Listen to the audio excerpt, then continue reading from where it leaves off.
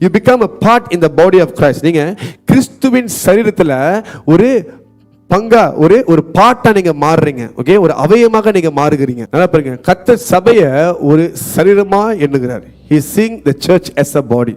அது என்ன பாடின்னு பார்த்தீங்கன்னா கிறிஸ்துவின் சரீரமாக பார்க்கிறார். இப்போ நமக்கு உடம்புல கை இருக்கு, கால் இருக்குது, அம்மாவளியா, கண் இருக்கு, மூக்கு இருக்குது, காது இருக்குது, அம்மாவளியா, இதெல்லாம் வந்து டிஃப்ரெண்ட் பார்ட் பாடி மெம்பர்ஸ். அப்போ இருக்கும் பொழுது நம்ம அதெல்லாம் பார்த்து என் கை என் கால் அப்படின்னு சொல்லி நம்ம தனித்தனியாக பிரித்து பார்க்க மாட்டோம், ஒரே நபரா எண்ணப்படும். அம்மாவளியா, இந்த பர்சன் பேரு ஜானத்தன்னா ஜானத்தன், அவ்வளோதான்.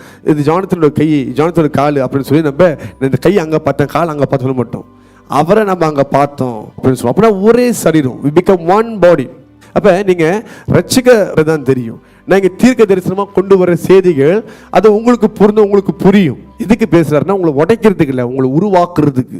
அப்போ உங்களுக்கு தெரியும், ஓகே இங்கே இந்த மனுஷனுக்கு ஒன்றுமே தெரியல, ஆனால் கர்த்தர் பேசுகிறார். அதுவே நான் உங்களுக்கு க்ளோஸாக நான் பழகுனானா இதுதான் என் பிரச்சனை. I can't preach certain things because that will hurt your feelings. ஒரு உதாரணத்துக்கு நீங்கள் ஒரு பெருமை உள்ள ஆள், பொறாமை உள்ள ஆள், நான் உங்கள்கிட்ட பேசி பழகி கண்டுபிடிச்சிட்டேன்னு வச்சுக்கோங்க, நான் கண்டிப்பாக அதை குறித்து பேசி தான் ஆகணும்.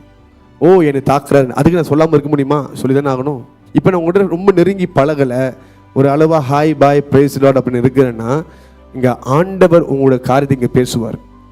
அப்போ உங்களுக்கு தெரியும் இதை மாற்றிக்கணும்ட்டு. ஓகே, ஸோ ஃபர்ஸ்ட் 2 years பாச சபை ஆரம்பித்தோடனே நான் ரொம்ப மெம்பர்ஸ்குள்ள க்ளோஸாக போய் பார்க்குறது, வீட்டில் போய் உட்காந்து பார்க்குறது, டெய்லி மட்டன் கறி சாப்பிட்றது. இப்போ தான் எனக்கு புரியுது, என்னை பிளான் பண்ணி அப்போயே அனுப்ப பிளான் போட்டிருக்கீங்க. அது எல்லாத்தையும் கட் பண்ண ஆரம்பித்தேன். இப்படி போனால் நம்மளை தூக்கிடுவாங்க, மேலே அனுப்பிடுவாங்க அப்படின்னு சொல்லி.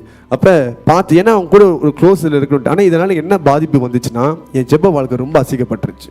Okay, unable to pray, unable to spend time in the word, sermon prepare பண்ண முடியல. அப்புறம் ஆன பண்ணாரு, நீ இவங்களை தேடி போனா நீ என்ன தேடி வா, இவர்கள் உன்னை தேடி வருவாங்கன்னு சொன்னார். So that's when I stopped doing house. எனக்கு நம்ம பெண்டமிக் முன்னிலேருந்து வீட்டு விசேஷம் போகிறதே இல்லை. அதனாலே பாதி பேர் அவர் யார் வீட்டுக்கும் போக மாட்டார், எதையும் போய் கலந்துக்க மாட்டார் அப்படின்னு ஒரு பேர் வச்சுட்டாங்க. ஆனால் சபை விசுவாசிகளுக்கு தெரியும் அது ரொம்ப நல்லது. You must understand something. Okay, நம்ம ஒரு சபை உள்ளுக்கு வரும்பொழுது கர்த்தர் தான் நம்மளை அந்த சபையில் நாட்டுகிறார். He plant us. அப்போ அங்கே அந்த தோட்டக்காரர் என்ன பண்ணுவாருன்னா உங்களுக்கு அந்த விட்டெல்லாம் பண்ணி அது பாஜாலாம் போட்டு உருவாக்குறது தான் அந்த ஊழியர்களோட வேலை. ஸோ நம்ம சபை உள்ளுக்கு வரும் பொழுது இதுதான் நீங்கள் புரிஞ்சுக்கணும். சில பேர் பார்த்தீங்கன்னா சபைக்கு வருவாங்க, வருஷ கணக்காக சபையில் இருப்பாங்க, 2 வருஷம் 3 வருஷம் இருப்பாங்க, ஆனால் சபையில் மெம்பராகவே ஆக மாட்டாங்க. ஏன் பிரதர் இன்னும் கொடுக்கல, ஏன் நீங்கள் இன்னும் மெம்பர்ஷிப் ஃபார்ம் கொடுக்கலன்னு கேட்டால் கர்த்தர் இன்னும் என்கிட்ட பேசலன்னு. இந்த மாதிரி ஆட்களுக்கு நீ என்ன சொல்கிறதுக்கு சொல்லுங்கள் என்கிட்ட. உங்களுக்கு ஏதாவது பதில் இருக்குதுங்களா? கர்த்தர் பேசலையா? சபைக்கு வருகிறதே கர்த்தர் பேசணும்னு சொல்லி தான். ஆனால் இவங்களுக்கு தனியாக ஆண்டு சேனல் போட்டு பேசணும், அப்படி தான் உட்காந்துருக்காங்க இந்த இடத்துல. 1 வருஷம் 2 வருஷம் இன்னும் தரல. பட் நம்ம யோசிப்போம், இவங்க வாழ்க்கை நல்லது கிடையாது, நம்ம போயிட்டு உரிமையோட செய்ய முடியுமா? எனக்கு ஏதாவது ஒன்று ஆச்சு வச்சுக்கோமே, ஓகே, எடுத்து அடுக்காரதம் பண்ணால் நம்ம யோசிப்போம், பண்ணலாமா பண்ண வேணாமா, ஏன்னா இவங்க வேற சபை ஆளா எனக்கு தெரியுது, அந்த மாதிரி இருக்கும். Because you are not a மெம்பரில் கேட்டால் கத்திருக்க இன்னும் காத்துட்டு இருக்கு. 2 வருஷமா காத்துட்டு இருக்கிறாங்களா? 2 வருஷமா? ஹல்லேலூயா. இன்னொரு கூட்டம் இருக்குது, வந்த உடனே மெம்பர்ஷிப் அமௌண்ட் கொடுத்துரும். அதுவும் பெரிய ஆபத்து. ஓகே, நான் எப்போதுமே என்ன அட்வைஸ் பண்ணேன்னா, நீங்கள் சபைக்கு வரீங்கன்னா ஒரு 3 மாதம் ஓகே டைம் எடுத்து நீங்கள் உட்காந்து sermon நல்லா கேளுங்க. இந்த sermon கேட்கும்போது ஆவியில் வளர்றீங்களா, உங்களுக்கு வளர்ச்சி இருக்குதா, கர்த்தர் சத்தம் விளங்குதா? பிகாஸ் நீங்கள் ஒரு சபைக்கு போகிறீங்க, அங்கே வசனமே உங்களுக்கு புரியல, தெளிவே இல்லைன்னா அது சபையில் போய் பிரயோஜனமே கிடையாது.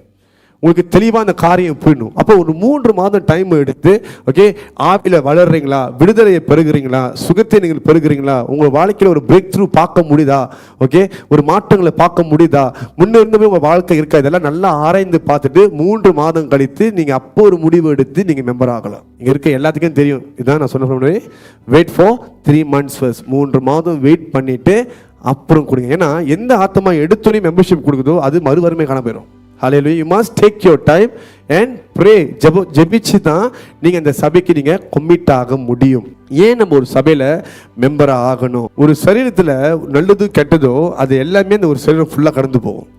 அதே மாதிரி தான் சபை. ஓகே, இந்த சபை அப்படின்னு சொல்லும் பொழுது இது கிறிஸ்துவின் குடும்பம். We are not family by the blood of human, but we are a family by the blood of Christ. நம்ம எல்லாத்துக்குள்ள ஒரே ரத்தம் தான் ஓடுது, இப்போ கிறிஸ்துவின் ரத்தம். நம்ம எப்பவுமே உடன்பிறப்புனா சொந்த ரத்தம் அப்படின்வாங்க. நான் சொல்றேன், நம்ம எல்லாமே எப்படி பிரதர்ஸ் சிஸ்டர்ஸ் தான் மாறணுமா? Through the blood of Jesus. இயேசுவின் ரத்தத்தினால் நம்ம ஆகியிருக்கிறோம். ஹல்லேலூயா. அப்போ ஒரு சபைக்குள்ளே வரும்போது ஒரு குடும்பம் இருக்கும். அந்த குடும்பத்தில் நல்லது கெட்டதோ எல்லாமே அதில் பங்கு எடுப்பாங்க. இதுதான் ஒரு சபையோட அர்த்தம்.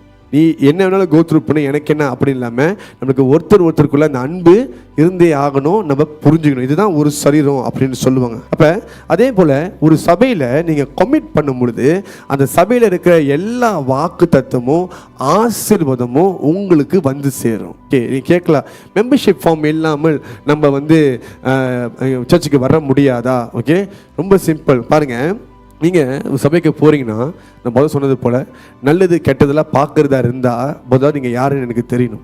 திடீர்னு நீங்கள் நிற்கிறீங்க, பாஸ்டர் எனக்கு இந்த பொண்ணு பிடிச்சிருக்குது, எனக்கு கல்யாணம் கட்டி கொடுங்கன்ட்டு. நீங்கள் ஆல்ரெடி திருமணம் பண்ணிட்டீங்களா இல்லையான்ட்டு டீட்டெயில்ஸே என்கிட்ட இல்லையே. நான் சிலப்போ உங்களுக்கு 2வது திரும்ப கட்டிச்சு என்ன பண்ணுறது என் நிலைமை? ஆமாவா இல்லையா? இது தாங்க மெம்பர்ஷிப் ஃபார்ம். இதோட பர்பஸ் இது தான். ஓகே, 2வது மெம்பர்ஷிப் ஃபார்ம் கொடுக்கும் பொழுது நீங்கள் டிக்ளேர் பண்ணுறீங்க, நான் இந்த சபைக்கு சொந்தமான ஆள்.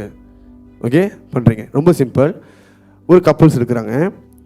அந்த பையன் ரொம்ப ரீச், பணக்காரன், ரொம்ப பணக்காரன். ஓகே, 2 பேருமே லிவிங் டுகெதர் இருக்காங்க. திடீர்னு அந்த பையனுக்கு ஹார்ட் அட்டாக் வந்துருச்சு, அவன் இறந்துட்டான்.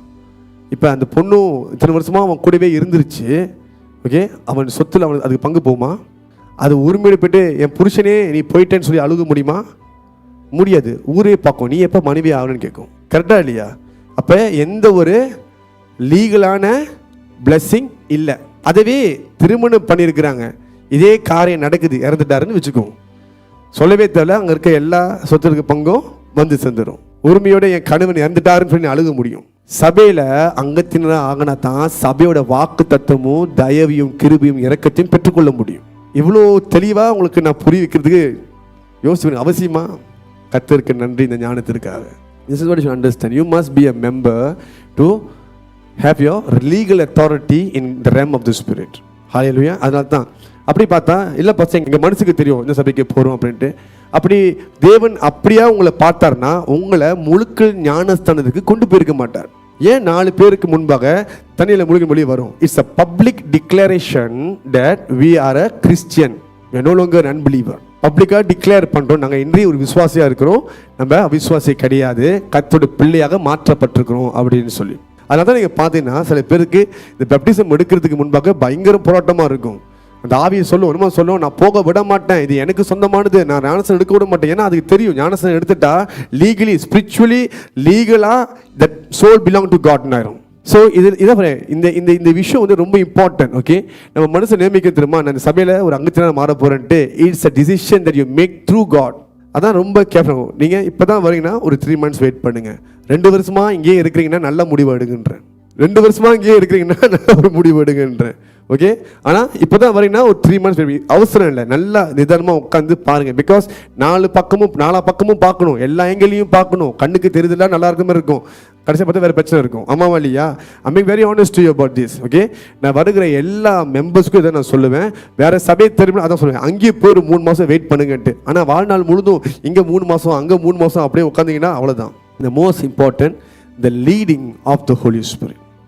பரிசுத்த ஆவின் நடத்துதல், அது ரொம்ப கவனமாக நீங்கள் பார்க்கணும். எங்கே கர்த்தர் நடத்துகிறார் அப்படின்னு சொல்லி. கர்த்தர் குடும்பத்தில் சேர்க்கும் பொழுது உங்களை அந்த குடும்பத்தில் ஒரு ஆளாக மாற்றுகிறார். ஓகே, இன்னொரு விஷயம் உங்களுக்கு சொல்ல பாருங்கள், பைபிளில் பார்க்குறோம், நல்ல சமரித்தன் கதையை பார்க்குறோம். ஓகே, அதில் நீங்கள் பார்த்தீங்கன்னா ஒரு மனுஷன் அடி வகி அங்கே கிடக்கும் பொழுது அந்த நல்ல சமயத்தில் அவனுக்கு காயத்தை ஆற்றி ஓகே அவனை காயங்களை கட்டி அவனை கொண்டு போயிட்டு ஒரு சத்திரத்தை ஒரு ஹோட்டலில் போய் சேர்க்கிறார். அந்த ஹோட்டலில் போய் சேர்க்கும் பொழுது அந்த ஹோட்டலோட ஓனர் மாதிரி இவங்களுக்கு இதுதான் என்ன செலவோ நான் திருப்பி வரும்பொழுது நான் கொடுக்குறேன் அப்படின்றார். ஆமாம் இல்லையா? அந்த ஹோட்டல் ஆக்சுவலி தோஸ் டேஸ் பார்த்தீங்கன்னா அந்த ஹோட்டலில் ஒரு ஹாஸ்பிட்டலாக யூஸ் பண்ணுவாங்க.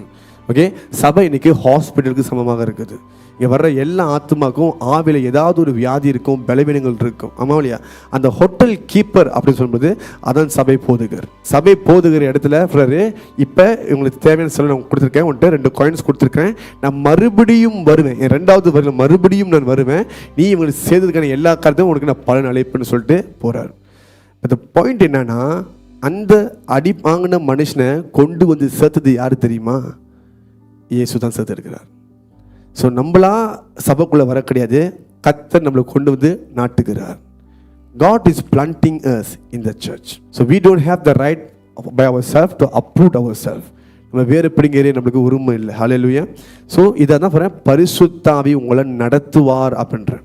நான் சொல்கிறேன், பரிசுத்த ஆவி உங்களை நடத்துவார். நீங்கள் சபைகளுக்கு வரும் பொழுது ஒரு லீடர்ஷிப் இருக்குதுல்ல, அந்த லீடர்ஷிப்குள்ளே நீங்கள் அடங்கி இருக்கும் பொழுது we become complete, we become one. அந்த ஒரு மனிதன் ஆவி உருவாகும் பொழுது கர்த்தரோட அசைவாடுதல் பயங்கரமாக இருக்கும். It will be very glorious. இப்போ நம்ம எல்லாத்துக்குமே கருத்து வேறுபாடு இருக்குது, டிவிஷன்ஸ் இருக்குது, வேறு ஒப்பீனியன் இருக்குன்னு அப்படின்னா அங்கே ஆவியை நான் சொல்ல மாட்டார், நிச்சயமாக மூவ் பண்ண மாட்டார். அதனால தான் பெந்தெகோஸ்தே எல்லாம் ஒரு மனமாய் ஜெபிக்கும் பொழுது பரிசுத்த ஆவி இறங்கி வரங்களால் ஒவ்வொருத்தரையும் நிரப்பினார். அதான் நம்ம எப்போதுமே ஒருத்தருக்குள்ள சமாதானமாக இருக்க முயற்சி எடுக்கணும். எவ்வளோக்கு முடியுதோ அவ்வளோக்கு நம்ம சமாதானம் பண்ண முயற்சி எடுத்துக்கிட்டே இருக்கணும். ஏன் தெரியுமா, அங்கே எந்த ஒரு கசப்பும் வெறுப்பும் இருந்துச்சுன்னா நம்ம தேவனுக்கு செலுத்துகிற ஆராதனை எல்லாமே வேஸ்ட்டாக போயிடும். This is the place where we must practice peace and forgiveness as much as we can.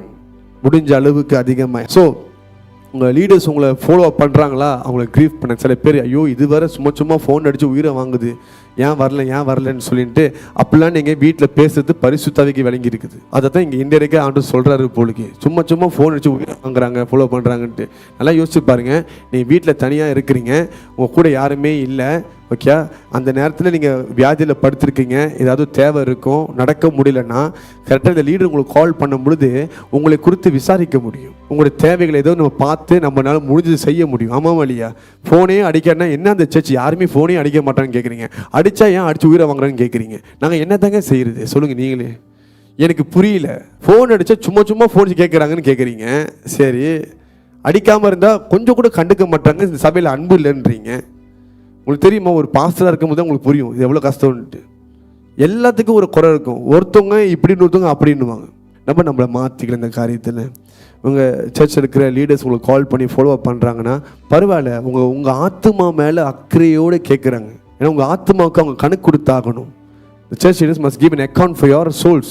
பரவாயில்ல, அன்போடு பதில் கொடுக்கலாமே, சந்தோஷமாக கொடுக்கலாமே. அது ஏன் இன்னமும் உங்களுக்கு தொல்லை பண்ணுமோ வட்டிக்கரும் ஃபோன் அடித்த மாதிரி ஃபீல் ரியாக்ட் பண்ணுறீங்க. ஸோ அந்த அன்பை நீங்கள் ப்ராக்டிஸ் பண்ணணும். நீங்கள் அவங்கள போய்ட்டு ஐயோ வரேன் சிஸ்டர் ஓகே ஃபோன் வச்சிங்கன்னா நீங்கள் யூ கிரீவிங் தட் பர்சன், அந்த லீடர் நீங்கள் கிரீவ் பண்ணுறீங்க. அதே பாஸ்டர் அடிச்சுன்னா பாஸ்டர் சொல்லுங்கள் பாஸ்டர், அப்போ கூட நீங்கள் பார்த்தீங்கன்னா மனுஷன் தான் வர்ஷிப் பண்ணுறீங்க. அது ஏன் பாஸ்டரை மட்டும் ரொம்ப மரியாதை நடத்துறீங்க, லீடர்ஸ் நடத்த மாட்டீங்க? அப்போ நீங்கள் சூஸ் பண்ணுறீங்க. ஆமாவா இல்லையா? அந்த மாதிரி இருக்கக்கூடாது. பாஸ்டருக்கு செலுத்துகிற கணத்தை நீங்கள் மற்றவங்களுக்கு காமிக்கலாம், கூட உட்காந்துருக்க விசுவாசிக்கு நீங்கள் காமிக்கலாம். பிகாஸ் எல்லாமே கர்த்தரோட பார்வைக்கு ஒன்றாக தான் இருக்கிறாங்க. ஒரு ஆளுக்கு ஏற்ற மாதிரி நம்ம நடத்தக்கூடாது, ஒரே மாதிரி நடத்த நம்ம கற்றுக்கொள்ள வேண்டும். Hallelujah. Honour your leaders as well. Hallelujah.